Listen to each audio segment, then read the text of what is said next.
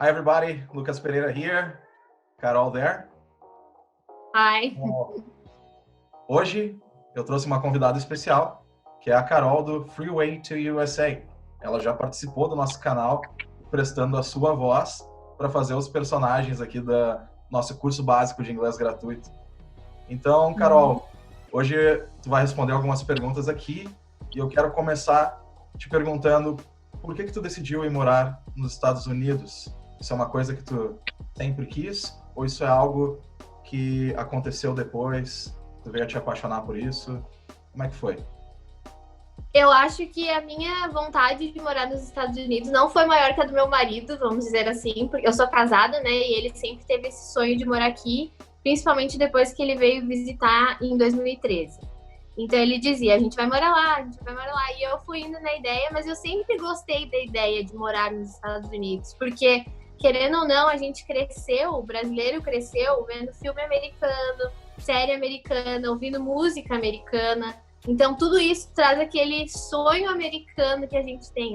Nos Estados Unidos tudo é lindo, nos Estados Unidos tudo é assim, tudo é assado. E aí me deu essa vontade também. Mas foi uma decisão que a gente tomou em conjunto, eu e meu marido. E eles queriam mais do que eu, mas eu com certeza queria também. Mas a vontade principal foi dele, né? E foi por isso que a gente veio pra cá. Expectativa versus realidade, Carol. Tu tinha essa expectativa, né? E essa expectativa ela veio a se concretizar quando tu chegou aí? É tudo isso que falam mesmo? Muitas coisas sim. Mas eu acho que tudo como rotina na vida das pessoas, a gente vai se acostumando, né? Então, assim, eu tô morando aqui há 2 anos e meio, praticamente. E no começo, tu quer ver tudo. Tu quer ver as ruas, tu quer ver as casas. E tu quer ver o ônibus amarelo da escola passando. E isso acontece todo dia em qualquer lugar que eu já passei nos Estados Unidos. Então é muito legal de ver, mas eu acho que o ser humano tem esse negócio de se acostumar. Então tu já não acha tão interessante quanto no começo. Pelo que tu mostra no teu canal, eu vejo que tem muita coisa interessante aí. E me diz uma coisa, Carol, tu começou no Texas, foi isso? Por que tu escolheu ir morar no Texas?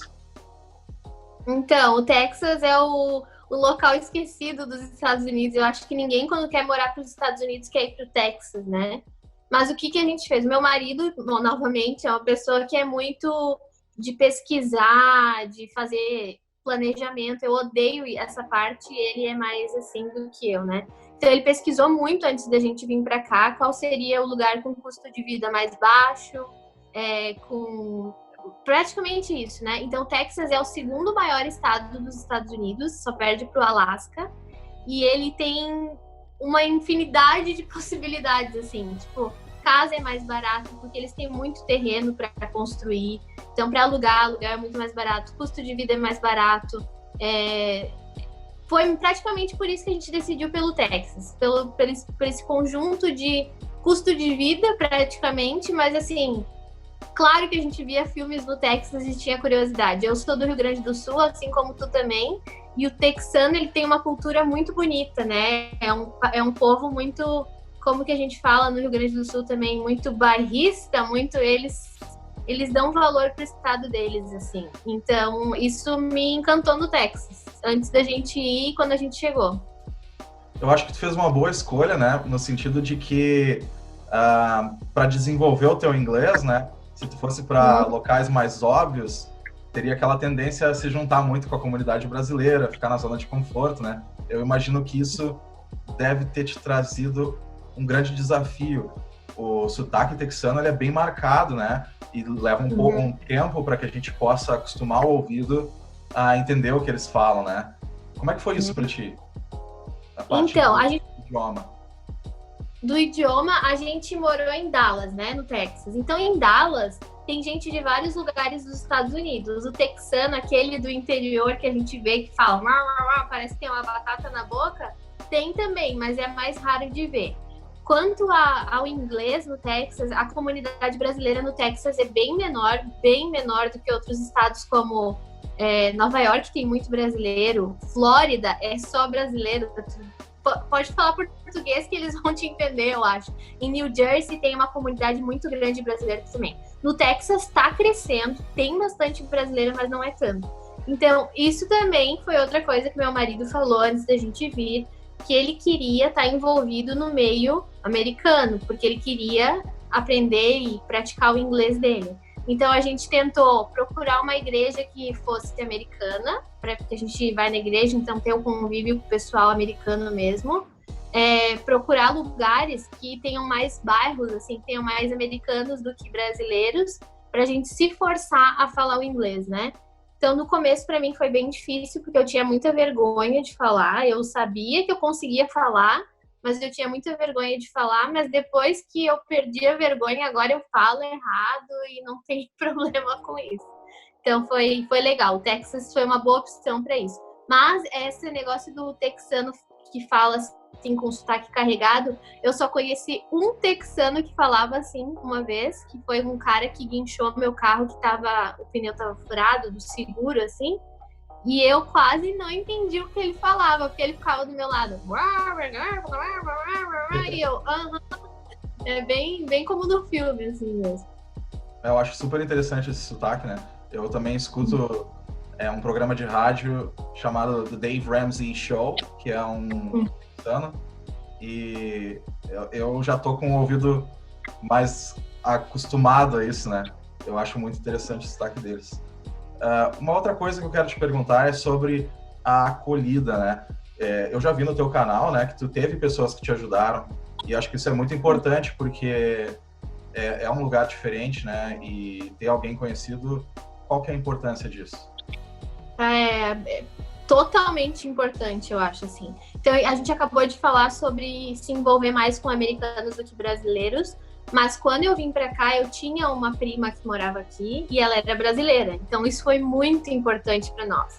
Porque por mais que tu saiba inglês no teu país, quando tu chega aqui, tem coisas que tu trava por tu não tá no teu país e não tá com a maioria que fala a tua língua, né? Então, é muito importante tu ter alguém que possa te dar um norte quando tu chega aqui. Como alugar carro, como alugar apartamento, como ir aqui, como ir lá, como fazer isso, como fazer aquilo. Porque no Brasil, vamos pensar uma situação no Brasil, se tu vai tirar tua carteira de motorista, tu já vem com aquilo na tua cabeça há muito tempo. Quando eu tiver 18 anos, eu vou tirar minha carteira de motorista, eu vou fazer um teste prático, um teórico e é isso. Aqui tu chega, tu não sabe nem onde ir pra tirar a carteira de motorista. No Brasil a gente conhece, todo mundo sabe que o Detran é onde tu vai. E aqui tu não sabe. Então, ter alguém que possa te falar essas coisinhas básicas, mas que são muito importantes, eu acho essencial, assim. Essencial mesmo. Agora, então, sobre a cidade que tu te mudou, Carol, eu queria que tu falasse um pouquinho sobre aí, o que mais te chamou a atenção, assim, da diferença de cultura, né? Que agora tu tá em Chicago, né? Isso. Então, eu mudei do estado do sul dos Estados Unidos, que era no Texas. O quê? O estado? O estado, é. O que eu tô morando agora é Illinois. Tem um S no final, mas tu não fala o S, né? Isso eu também não sabia. Pra mim, se tem um S é pra falar. Mas eles não falam. Então, Illinois é Illinois. Que eles falam. Illinois. Então, eu mudei do Texas pra Illinois, na cidade de Dallas pra Chicago, né? E as diferenças que eu mais vejo, assim, o pessoal no Texas, eu acho muito simpático. Não todos, tem as exceções, mas o pessoal do sul, bem aquela coisa assim, o pessoal mais conservador, tradicional, então eles são muito educados, assim, com quem é de fora e tal. E por mais que Dallas seja uma cidade grande, Dallas não é o que a gente vê no filme, aquele feno rolando no meio da rua, não é. É uma cidade grande como qualquer outra cidade grande. Mas o pessoal tem essa coisa de interior, assim, por mais que more numa cidade grande. E aqui em Chicago é uma cidade enorme, né? Enorme, tipo, acho que São Paulo, vamos dizer assim. E o pessoal é mais corrido, assim, tudo muito corrido, tudo pega trem. Essa é a diferença que eu mais vejo, assim. O pessoal aqui é mais corrido e lá no Texas é mais calmo. Tu vai nas tuas coisas, tu volta pra casa. Tu dirige 30 minutos lá no Texas, tu não dá importância. Aqui tu dirige 30 minutos, tu fica doido, porque tem trânsito, porque tem aquilo, porque tem isso. Não que em Dallas não tenha, mas lá parece que é tudo mais tranquilo, assim, não sei. Minha impressão, né? Uma coisa que eu queria te perguntar, até para finalizar aqui, eu acho que interessa a todos os inscritos aqui que viajam ou têm vontade de viajar para o exterior, como é a chegada no aeroporto? Eles te enchem de pergunta mesmo? Uma pessoa que não fala inglês, por exemplo, ela vai conseguir se virar, vai conseguir passar por essas perguntas? Uhum. Então, eu entrei nos Estados Unidos 3 vezes. Uma como turista passeando, outra quando a gente se mudou para cá e outra quando eu fui para o Brasil e voltei. Então, 3 entradas, 3 experiências entrando nos Estados Unidos, né? As 3 foram muito tranquilas, então eu acho que as pessoas põem muito medo nos outros, assim, que eles vão te encher de pergunta e vão vasculhar a tua vida e não é o trabalho deles, né? Mas eles fazem perguntas muito. Eu notei que nessas 3 vezes as perguntas são bem básicas e eles estão ali para notar se tu tá falando a verdade ou não. Então, o que eu acho que é mais importante, sempre fala a verdade e fica tranquilo. Se tu tá falando a verdade, tu não tem o que ter medo, assim, né? Mas o que eles perguntam basicamente quando tu chega é: What is your purpose on the United States? Qual é o teu propósito aqui nos Estados Unidos, né? In the United States. E quantos dias você vai ficar por aqui? Então, qual é o teu propósito? Quantos dias tu vai ficar por aqui? Quanto dinheiro tu está trazendo para cá? Então, essas 3 perguntas eu acho que são as mais básicas, assim, que é onde eles mais pegam as pessoas que estão vindo mentindo ou com outro propósito, assim. Então, nessas 3 vezes eu fui perguntada essas 3 perguntas e qual tipo de visto que tu tem, alguma coisa nesse sentido, assim. Então, é uma coisa, para quem não fala inglês, todas as vezes eu respondi em inglês, né? E isso é outra coisa. Se tu tá acompanhado de outra pessoa, tenha certeza que uma pessoa só vai falar com o agente que tá te atendendo. Porque se fica um falando, o outro falando, eles não gostam. Eles querem, tipo assim, se é uma família, tu, a tua esposa e teus filhos, tu fala por eles, eles ficam quietos, só respondem se direcionarem a pergunta para ti, né? Mas só uma pessoa fica de mediador ali. Então, responde as perguntas e a gente respondeu todas as vezes em inglês, porque a gente tinha uma noção de inglês. Mas para quem não fala inglês, principalmente se tu vai para o aeroporto da Flórida, eu acho que tem tradutor em português. Então, tu pode solicitar um tradutor na tua língua. Se tu vai para outros estados que não tem o português tão forte como Flórida tem, eles te trazem um tradutor em espanhol muitas vezes, que o espanhol é parecido com o português, não é a mesma coisa, né? Mas eu já vi senhorinhas vindo para cá que não falam nada de inglês e falaram que foi muito tranquilo. Eu já vi gente que mandou carta pro familiar vir para os Estados Unidos, assim. Se eu moro aqui, eu mandar uma carta para minha mãe vir. Minha mãe está vindo para minha casa, blá, blá, blá, ela não fala inglês, por favor, puderem trazer um tradutor. Aí a pessoa só mostra a carta pro agente e ele vai trazer alguém para ajudar na situação. O trabalho deles, eu acho que não é dificultar a vida de ninguém, mas é facilitar para que eles tenham pessoas entrando com a intenção certa no país, né? Então, a minha dica, se tu tá entrando em qualquer outro país, eu nunca entrei, mas nos Estados Unidos, sempre vai com calma, a gente fica nervoso, porque é uma situação tensa, tu tá numa fila com um monte de gente, às vezes tu espera mais de 1 hora para entrar, e fica calmo e responde a verdade, que aí não tem erro. Por mais que se tu tá com a intenção certa, não tem o que eles fazerem contigo, eles não têm como fazer nada, assim, eu acho. O máximo que acontece, tem pessoas que vão para aquela salinha, sabe? Eu vou falar da salinha, eu nunca fui, mas essa salinha dizem que é para eles te fazerem perguntas mais profundas.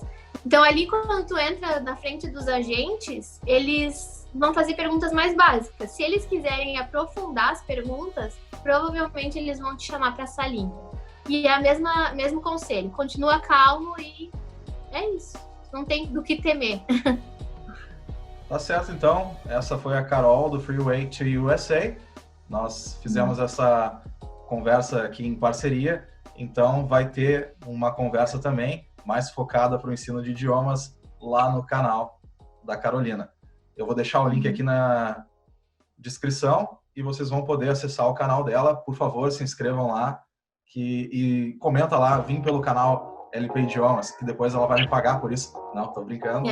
Mas é uma parceria, né? Então a gente quer se ajudar.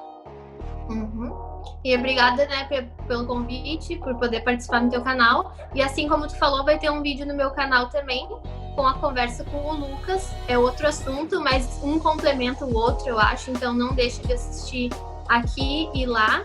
E te inscreve nos 2 canais, que isso ajuda a gente também. E obrigada pela conversa. LP Idiomas fica por aqui. Eu vejo vocês no próximo vídeo.